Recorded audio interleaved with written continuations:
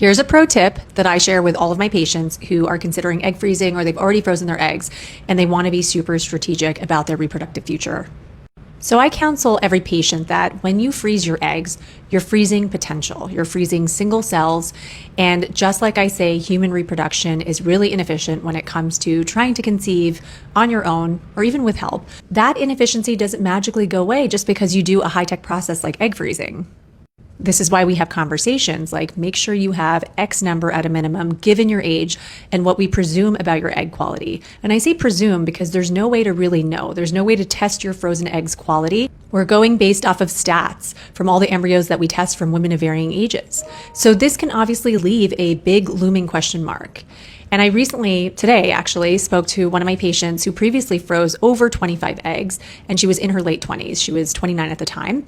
And now she's coming to me in her early to mid 30s, and she's still single and asking, should I freeze more? And I said, look, given how young you were and how many eggs you had frozen, I presume you have enough, but we don't really know unless you come back to use those eggs and turn them into embryos. You could freeze more eggs, but there's a big chance that that might be overkill and unnecessary. So I said to her, you can also just think on this and reevaluate. And if you find yourself in the near future in a long-term serious relationship and it's serious and you're committed to each other, but you're just not ready to take that next step and have kids just yet, you could decide at that time, at that interval, to take some or all of those eggs and turn them into embryos, because then you're going to get a lot more information. You're going to have a better sense of what you actually have. You'll know how many eggs survived the thaw, fertilized, were able to turn into embryos. You can test the embryos. So then you can really potentially be comforted about what you actually have frozen for the future. Or if the attrition was much sharper and you got way less than expected, given the number you froze at a certain age, it might actually prompt further action at a younger age, such as doing a fresh round. You could freeze embryos at that point. And this may also prompt discussions and decisions about whether you want to move up your timeline, depending on where you're at in life and if you're actually ready to conceive.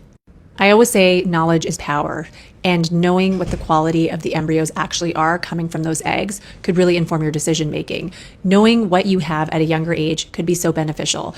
When I have these conversations with my patients who have already frozen their eggs with me in the past, like the patient I spoke to earlier today, they often say to me, wow, I never thought of that strategy. This wasn't even something that I had considered. And so I just wanted to share here because while I think not everyone has to rush to turn their eggs into embryos and know what they have, and a lot of people will wait until they actually need to use their embryos if they ever need to come back and turn those eggs into embryos. And I think that's completely fine. But I think for some people, having this additional piece of information at a short interval along the way before they're actually ready to build their family can be really helpful and allow them to make more informed decisions.